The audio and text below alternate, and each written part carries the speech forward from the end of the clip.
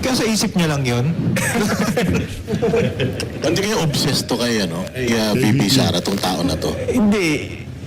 Isa na nga yun sa sinabi ni Attorney Ryan Kilala. Kaya daw nabuo yung isip is crush daw ni In love. crush daw ni Ramil Madriaga itong si VP Sara. Nung kunento ko naman kay VP Sara, sabi niya, oh my God. Dito sa video na to, makikilala na ho ng sambayan ng Pilipino kung sino nga ba itong si Ramil Madriaga. Huwag nyo hong i-skip tong video na to. Interview ho nitong si Attorney Salvador Paulo Panelo Jr. sa mga banateros ang ating tatalakayin dito sa video na to.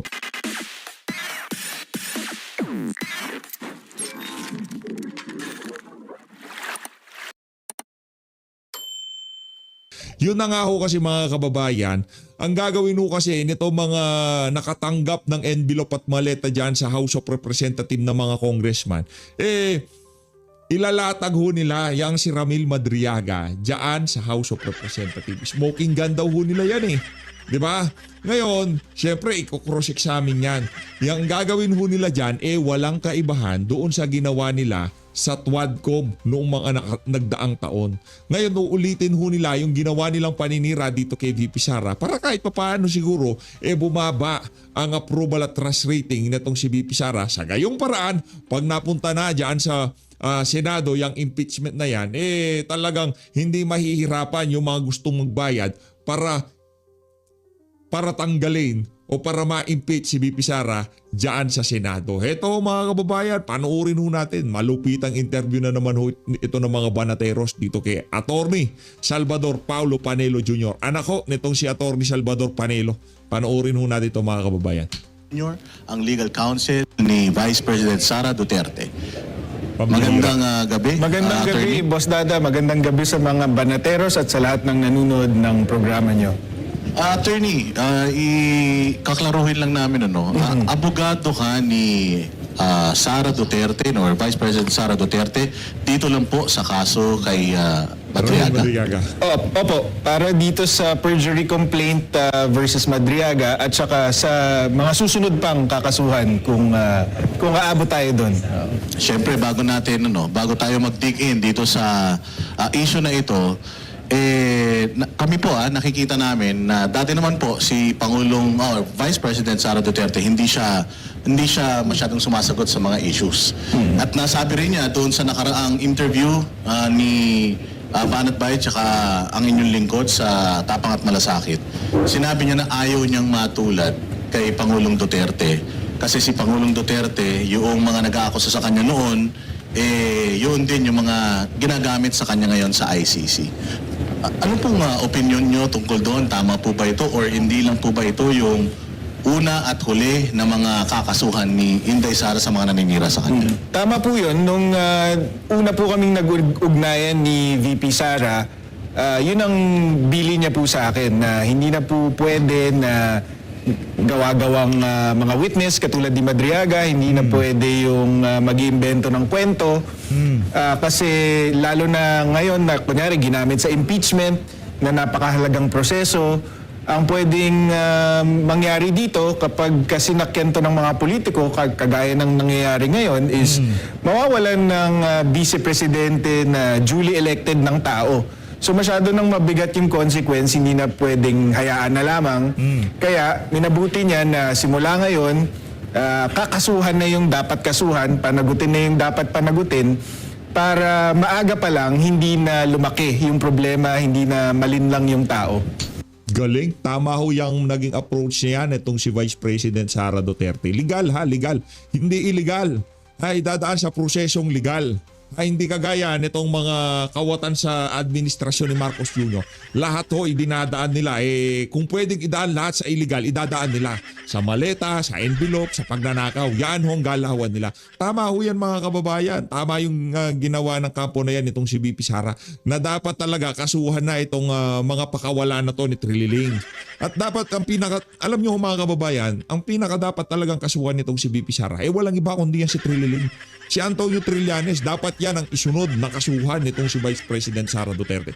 Ang pagkakasunod-sunod, kasi kailangan talaga mauna tong si Madriaga, smoking gun daw ho nila ito Pagka na-convict ito ng perjury, cyber libel, yung smoking gun nila. Kasi pagdating mo sa pagdating sa korte, ibang usapan yan.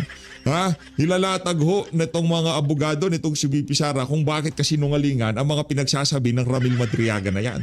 Yung gagawin nilang hearing ngayon, kaya minamadali nila yung pagpresenta kay Ramil Madriaga dyan.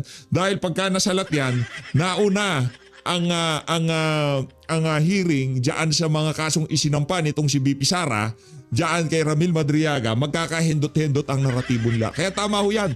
Ang isunod naman dyan, si Trillanes, si Franz Castro, si Leila de Lima, lahat ho ng mga nagpaparatang. Si ano pangalan to? Si Terry Redon, lahat ng nagbibigay ng mali siya na kung ano-anong issue dito kay VP Sara, dapat isunod na dito kay Ramil Madriaga. Di ba? Si Tatay Digong kasi di nang kakahaso di ba? Sa loob ng 6 na taon, walang ginawa yung Striling kundi tumahol ng tumahol pero hindi ho niya pinakialaman. Yan ang karakter nitong si dating Pangulong Rodrigo Duterte. Di ba? Kaya dito kay VP Sara, approve yan. Palakpakan ho natin ang kampo ni VP. Nung mga first 3 years, di ho niya ginagawa yan Ang daming binatong kababuyan sa kanya, ang daming binatong paninira sa kanya, pero pinagkibit balikat lang ho niya yan. Pero dito sa isa na to, dahil itong Ramil Madriaga na to, sobrang panluloko na ho ito mga kababayan sa mga bumoto kay VP Sara, at kung yan man ang gagamitin nila isang nakakulong dahil sa pangingidnap, yan ang magiging dahilan kung bakit matatanggal si VP Sara. Napakalabo naman ho ata nun mga kababayan. Napakarami hong naging malapit kay VP Sara na kung saan merong credibility, hindi nakakulong sa kung ano pa mang kasalanan, ba't ang kukunin ho nila etong Ramil Madriaga na mayroong kinakaharap na kasong kidnapping? Wala hong bail yan mga kababayan. Napanood nyo na ho ba yung renade na farm nitong si Madriaga sa loob ng isang parang gubat yun Nakita nyo ho ba kung gaano karaming armas ang meron yung mama na yun? Nakita nyo ho? Isang araw papanoorin ho natin yun mga kababayan. Attorney, kinasuhan niyo po ng perjury. Tama po.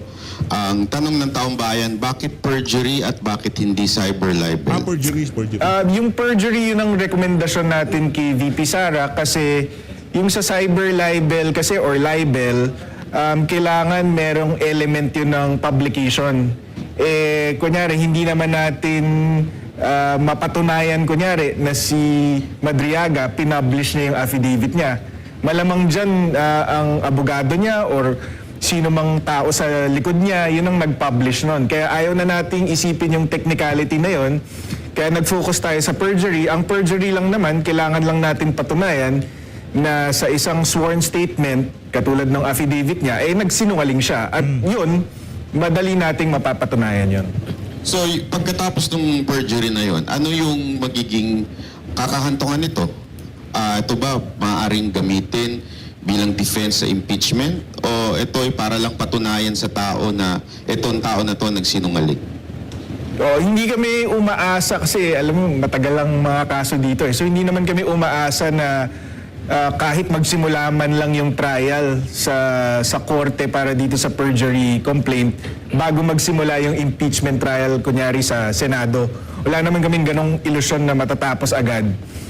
Pero ang pinapakita nito is matapang na hinaharap ni VP Sara itong mga mali at mga kasinungalingan na aligasyon ni Madriaga.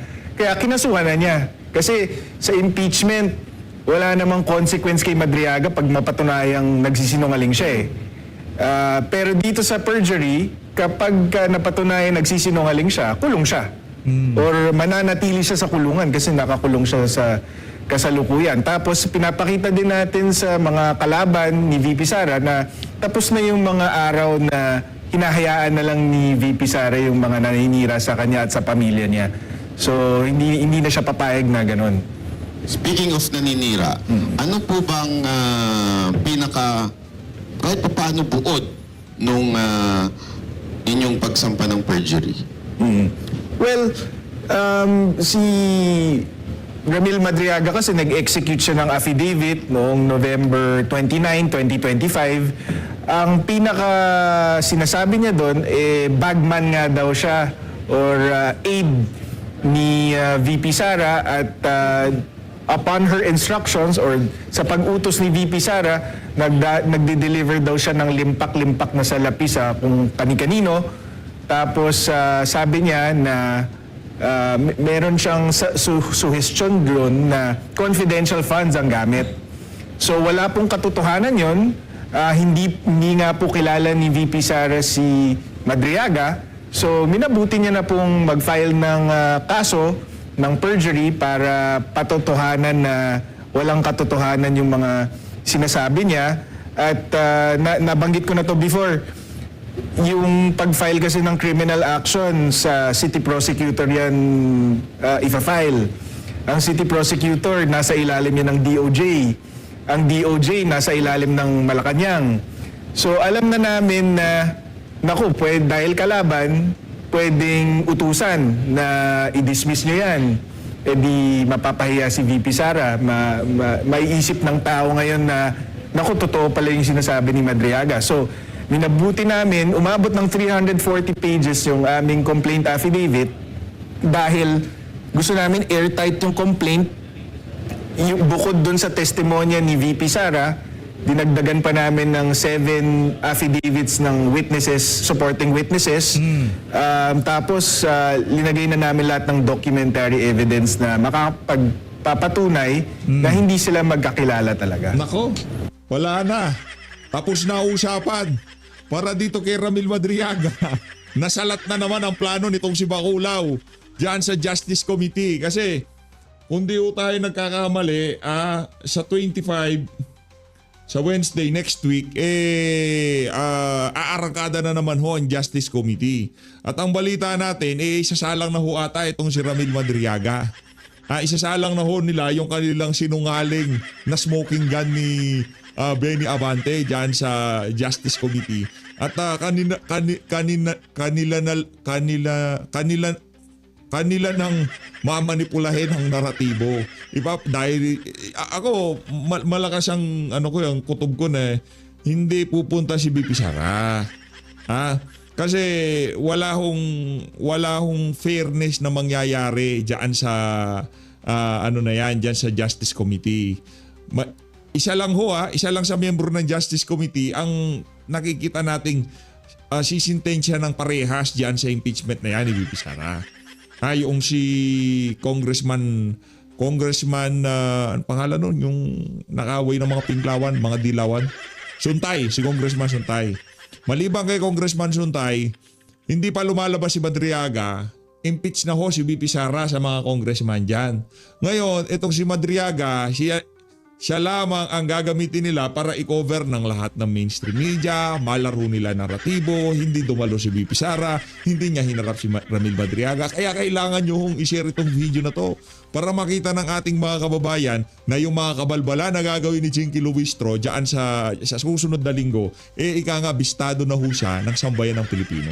Tony, kasi napansin ko dyan, meron ba kayong kasi sinasabi ni Madriaga na nagtrabaho siya sa pamilya Duterte. Meron ba kayong certificate na magpapatunay o document na magpapatunay na hindi siya pumasok o naging trabahador ng mga Duterte?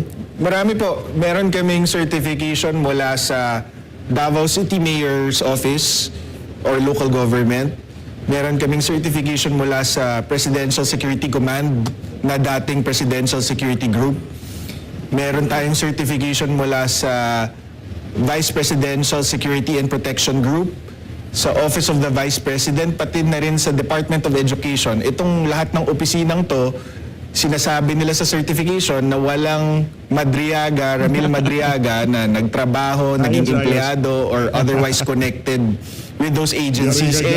Dun sa kwento niya kasi, kung totoo yung kwento niya, naging empleyado siya or naging konektado siya sa mga opisina na yun. Pero pinapatunayan ng mga certification na hindi totoo yun. Meron pa kasing attorney, yung picture, di ba? Halatang sablay na yun eh. Pero meron pa silang binabato, lalo na itong pinapakalat ng mga vloggers na yung pagbati ni VP Sara kay Madriaga. Yung birthday greeting. Sa akin, yun ang patunay na hindi sila magkakilala. Kasi alam naman natin na kapag may birthday greeting ka, nakasulat yung pangalan, di ba? Mga celebrity, ang binabati nila yung mga taong hindi nila kilala. Kasi kung kilala ka nila, hindi na isusulat yung pangalan sa papel, 'di ba? Pero bukod doon sa obvious na halimbawa na 'yon, meron din tayong forthcoming na testimony mula mismo doon sa tao sa opisina ni VP Sara na nag-video. Siya yung in charge na taga-video ng mga birthday greeting na ganun. Papatunayan niya na si VP Sara ginagawa lang yun para sa mga taong hindi niya kilala. Request lang ng mga kaibigan at mga kaopisina. Nung nakaraan nagkaroon Maliwanag ha. Para doon sa mga dilawan, mga pinklawan, mga talyanista sa Imada na ginagamit yung thumbnail natin, yung nakaganyan si VP Sara. Happy birthday, Ramil Madriaga. Ano yan? Katunayan talaga. Kung kakilala mo nga yan, close kayo, bakit mo pa isusulat? Di sana ang birthday greetings. Happy birthday sa aking malapit na kaibigan, idolo at talaga namang kapanalig na si Ramil Madrid. Dapat ganun eh. Kaso, nakaganito. Walang ganun. nagkaroon ako ng nag-birthday ako nung nakaraan eh. Nag-request din ako kay VP ng greeting. Dumaan yun sa tamang proseso eh. Meron talagang parang isang grupo diyan sa within Office of the Vice President na nag-aasikaso nun. So hindi siya para sabihin na close kaming dalawa kaya niya ako binati. So definitely Pwede pala magpabati.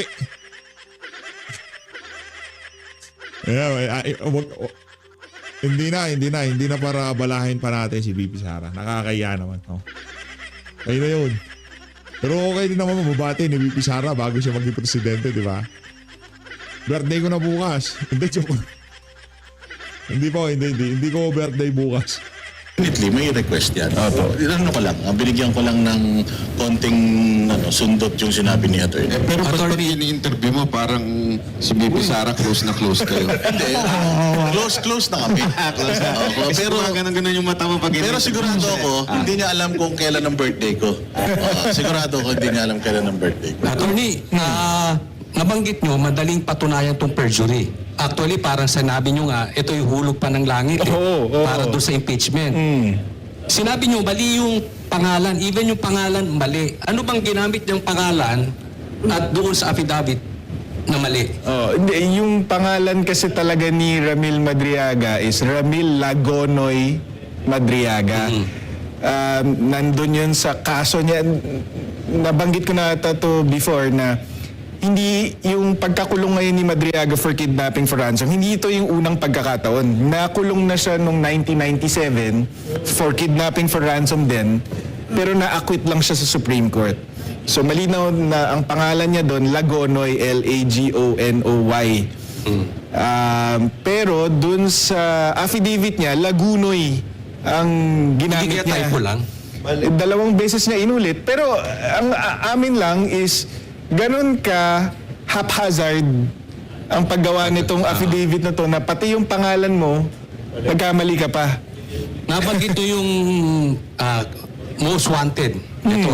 Ang lima, nabanggit pa nga ng police before na nadinig ko sa interview nyo, itong si Madriaga sa kidnapping. So, bakit ito pa ang gagamitin considering na sobrang napaka-imposible naman na gamitin ito ni VP Sara? Hindi ko alam, ganun sila kadesperado. Tingin ko kasi wala talaga silang mahanap eh. Wala silang mahanap na tao na makakapagdiin kay VP Sara. So,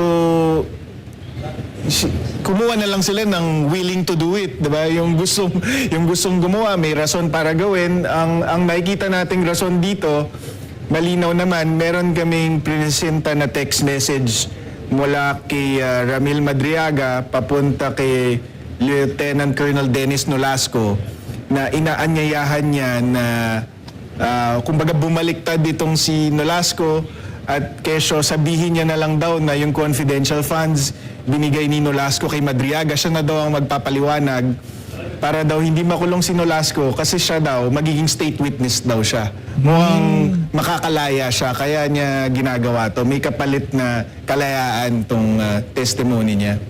Tony, about this, itong kumakalat din na parang text messages na conversation between Madriaga ata ito and VP Sara Duterte. So ano masasabi niyo dito? Is this legit ba to o gawa-gawa lang? Kasi pwede natin gawin to eh. Kahit ako pwede kong gawin na gawa-gawa ng pangalan eh. Wala pa naman akong nakikitang any text messages na kumakalat Wala pa akong between nakikita. VP Sara and Madriaga. Although si Attorney Palad nung isang araw, may binanggit siya na text message nga. Pero hanggang ngayon wala pa akong nakikita at kung may lumabas ba na ganyan, gawa-gawa lang yan. Kasi nakausap ko si VP Sara tungkol dito at malinaw na wala siyang ugnayan dito sa taong to. So hindi niya alam ang numero nito, wala siyang communication dito. In fact, nung kampanya nga, doon sa Isip Pilipinas na binuong grupo ni Madriaga, hindi man lang kilala ni VP Sara si Madriaga. Ang kilala niya doon sa Isip Pilipinas ay itong si Attorney Ryan Kilala na dating Associate Dean ng San Sebastian kung saan nag-law school si VP Sara. Yun ang kilala niya, hindi si Ramil Madriaga. So, eto po sabi nyo, napakalaking kasinungalingan nito. So, what do you think drives Madriaga to do this? Sa tingin nyo po, naiipit lang siya ng mga tao nagpapaikot sa kanya o nagpapagalaw sa kanya or paano po ba? Maaring yun kasi yun ang pinapakita ng text message na pinadala niya kay Nolasco. May binanggit pa nga siya doon na parang sinasuggest niya doon sa text message na paandar daw nito ng Administrasyong Marcos. Kasi doon sa text na yon, bandang dulo, sabi niya, galit na galit si BBM kay VP Sara, hindi lang pinapahalata. So, pwedeng yun. Gusto niyang makalabas, tapos tinitake advantage niya itong political na away ni BBM at ni VP Sara para makalaya. Pwede rin namang napakasinungaling lang talaga niya kasi like before ako pumunta dito may nakita akong bagong video na nagtuturo si Ramil Madriaga sa isang klase tapos yung background nakalagay Attorney Ramil Madriaga hindi naman siya attorney. In fact doon sa affidavit niya mismo inamin niya na hindi siya pumasa ng bar. So mukhang sinungaling lang talaga siyang tao. Mukhang con artist talaga siya. Con artist Kaya talaga. ganito yung kinalabasan. Alright. Ano naman ako? Ito, para once and for all. Kilala mo ba kung sino yung amo niyan? Hindi eh. Hindi Kilala ko- ako, parang kilala ko eh. Sino? Ikaw na magsabi. Wala, baka nakakasuwa naman ako. Nakakasuwa naman ako. Pero ano yung motibo niya talaga? Para makalaya sa ako, ganun yung... Mukhang ganun ang lumalabas kasi nakakulong na siya eh. Ano pa bang hihilingin mo, 'di ba, kundi makalaya. Yung mga handlers, meron tayong mga iba't ibang teorya pero sabi ko nga para sa amin, parang may involvement dito si former Senator Trillanes kasi Ay, naniniwala ako dyan.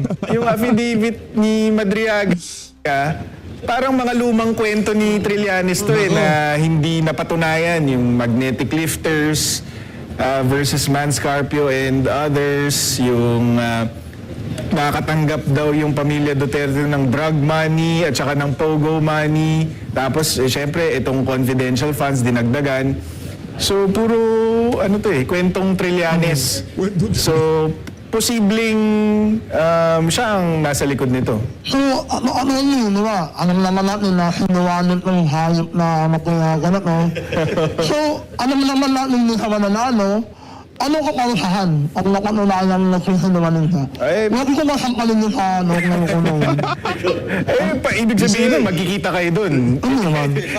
Ano ako, hindi naman. Pero, luki, no? Luki kayo, no? Oh, kasi actually nothing to lose siya. Wala, nothing to lose yun. Kasi nakakulong na siya. Pag napatunayang nag-commit siya ng perjury, di dagdag lang sa kulong, baka yun ang kasama sa pag-iisip niya na gawin ko na to kasi pag nanalo ako, pag napatalsik namin si VP Sara, makakalaya ako. Pag hindi naman, nakakulong na rin. Kung hindi naman talaga siya mananalo, bumawi na lang, no? Makabawi naman lang kami sa buhay natin, no? Pero sa amin nga, sabi nga ni Coach na para sa amin kasi hulog ng langit eh. Hindi naman namin pinaplano na medyo natagalan yung pag-file namin ng perjury complaint. Ba't ko sinasabing hulog ng langit? Kasi alam naman namin kasinungalingan siya, wala siyang kwenta. Pero dahil hindi sinasagot ng diretsahan, parang isang beses lang ata dininay ni VP Sara tapos tumahimik na siya. Siguro naglakas loob tong mga impeachment complainants. Sinama tuloy nila dun sa impeachment complaint. So habang prepare namin yung perjury complaint, tapos nababalitaan namin sinasama, medyo nagre-rejoice kami kasi loko, mapapatunayan namin na puro politika lang talagang habol nyo kasi itong Madriaga, kung finact check nyo to, binackground check nyo to, malalaman nyo na walang katotohanan ng sinasabi nito. Attorney, may mga nagsasabi nga mapatungkol dito kay Madriaga na halos kaparehas nung nangyari kay Espinosa at kay De Lima na halos ginamit laban sa mga Duterte tapos pinalaya. Ano pong mga kukomento niyo, Attorney?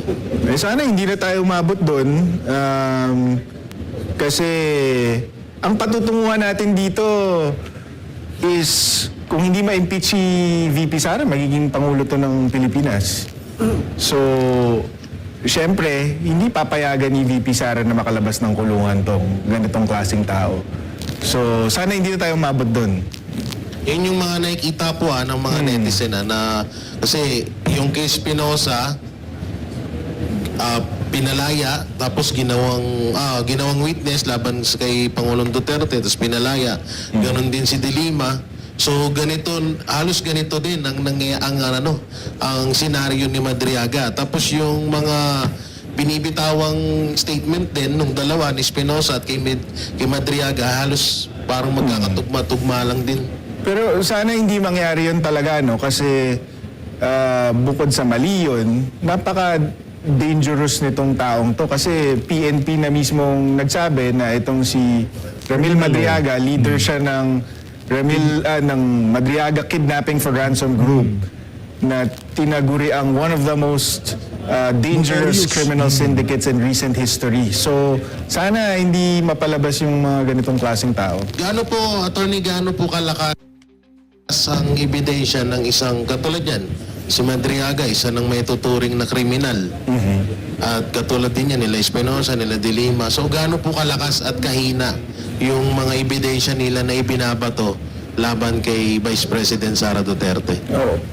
Umpisahan natin sa credibility, di ba? Ito, sa isang banda, meron kang kidnapper for ransom, leader ng kidnapping for ransom group, top 5 most wanted in the Philippines for kidnapping bago siya na-aresto. Tapos pangalawang pagkakulong niya na ito.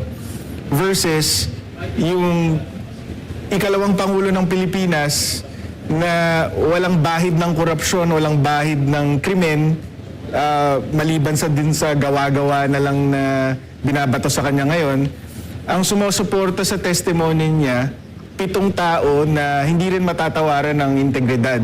So una dyan si Major General Jose Ariel Niembra, dating PSG commander. Pangalawa si Brigadier General Randolph Cabangbang, dati ding PSG commander. Pangatlo dyan ay si VSPG Commander Colonel Raymond Lachica. Yung dating OVP spokesperson at dating acting PCGG chairman, si Attorney Reynold Monsayak. Si Lieutenant Colonel Dennis Nolasco na dating Department of Education Security Officer at si Miss Ana Magnaye na isang events organizer based in Davao. So, kung i-compare mo lang yung credibility, wasak na wasak si Madriaga, diba? At also din, kahit yung numero, kasi itong 7 to plus VP Sara, kino-corroborate nila yung mga testimonya nila eh. Pero si Madriaga, so far, mag-isa. At mukhang walang nagko-corroborate sa testimonya niya kahit isang tao. May narinig tayo kay Attorney Palad na suddenly, last week lang, sabi niya, yung mga kasama niya daw sa kidnapping for ransom, kaya daw suportahan yung testimonya ni Madriaga. So gano'n na naman tayo. Balik na naman tayo dun sa walang kredibilidad na mga tao ang nagbabato ng putik kay VP Sara. Paliwanag lang natin, attorney, ano? Gaano ka-importante ang credibility ng isang tao para sa kanyang demanda? Kasi sinasabi ng iba, wala namang kinaugnayan yung issue ng kidnapping niya na nakakulong siya doon sa sinasabi niya pagdating sa pag-deliver ng pera. Parang sinasabi pa nga nila may criminal record na to. Ibig sabihin, masamang tao to. So therefore, mag-a-agree siya doon sa pinapagawa ni VP Sara Duterte na crime, like giving money na galing sa Pogo. So, hindi ba yun mas nakakatulong o paano nakakasama yun? Well, kung may criminal record ka, tapos ginagamit ka nga para sa masama, di ba? Nakakuha ko yung punto mo eh. Pero ang problema kasi, bukod dun sa salita niya, wala siyang ibang ebidensya. So, kapag salita mo lang ang pruweba mo, kailangan credible ka. Kailangan yung mga sinasabi mo, it doesn't defy logic, for example. Kasi kunyari lang, may mga kwento siya doon sa affidavit niya na kunyari dinalhan niya daw ng milyong-milyong piso si Attorney Reynold Monsayak sa isang comedy bar. It defies logic. Bakit? Kasi sabi ni Attorney Monsayak, kung yung pera galing kay Colonel La Chica, like sinasabi ni Madriaga, ka-opisina ko yun eh. So bakit niya pa dadalhin sa akin sa isang comedy bar, sa isang public place? Magka-opisina kami, pwede niyang iabot lang sa akin yun kung gusto niyang pero palibasa kasi gumagawa siya ng kwento, tapos may konti siyang kilala ng mga taong malalapit kay VP. So gumagawa siya ng inventong storya kung saan niya hinatid, ganito, ganyan. Kaya yun, pagka wala kang ebidensya, kailangan yung testimonya mo credible, kapani-paniwala. Pero nakita natin na bukod sa walang substantiation, walang pruwebang iba, hindi rin kapani-paniwala yung mga sinasabi. So yung kanyang mga pinresinta, walang ebidensya, talagang laway lang ang puhunan? Laway lang.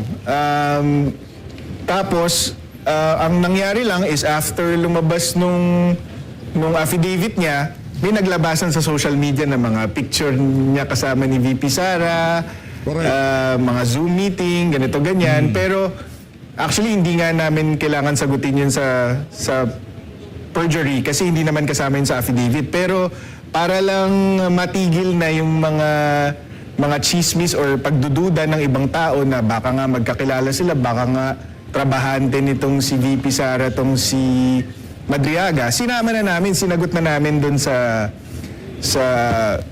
complaint affidavit for perjury ni VP Sara. For example, itong nasa screen natin ngayon, picture yan ni Ramil Madriaga kasama si VP Sara sa inauguration ni Vice President Sara noong June 2022. So, yung iba nagsasabi, may picture siya kay VP Sara, so siguro close sila. Pero ang totoo niyan, hindi man lang siya invited doon sa inauguration. Hindi siya invited kasi hindi siya kilala. Kahit na tumulong yung Easy Pilipinas sa kampanya, ang kilala lang ni VP Sara sa Easy Pilipinas ay si Attorney Ryan Kilala. So itong si Attorney Ryan, yun ang naimbitahan sa inauguration. Unfortunately, hindi makadalo si Attorney Ryan sa Davao. So tinext niya yung RSVP number, sinabi niya, ang mag-attend na lang para sa Easy Pilipinas ay itong si Ramil Madriaga. So kaya lang siya naka-attend. Tapos yung mga... Attorney, bakit parang nag-proxy sa kanya ito si Ramil Madriaga? Ang totoo naman talaga kasi is, itong Easy Pilipinas, binuo naman talaga ni Ramil Madriaga. Siya talaga ang leader nitong grupo na to. So sumuporta talaga siya kay VP Sara. Ang hindi totoo is, si VP Sara ang nag-utos sa kanya na buuin tong Easy Pilipinas. Hindi rin totoo na si VP Sara ang nagpopondo dito sa grupong to, hindi niya nga kilala tong si Ramil Madriaga. Ba't niya naman mauutusan or popondohan ito? Kaya niya lang kilala itong Easy Pilipinas dahil kay Attorney Ryan kilala. So, hindi siya naimbitahan, nag-proxy lang siya. May picture siya, pero sabi naman ni Miss Ana Magnayen na yung events organizer para doon sa inauguration, lahat ng tao pinaunlakan ni VP Sara para makipag-picture taking sa kanya para umabot ng 6 na oras, 6 p.m. to 12 midnight. Sila nagpipicturan doon sa harap ng Davao City Hall. Tapos, para lang mapatunayan na hindi siya special, ginawa namin dun sa complaint affidavit, inattach namin 1,200 pictures nung gabing yun para ipakita na, uy, hindi ka special. Isa ka lang out of 1,200 na nagpa-picture kay VP. Correct.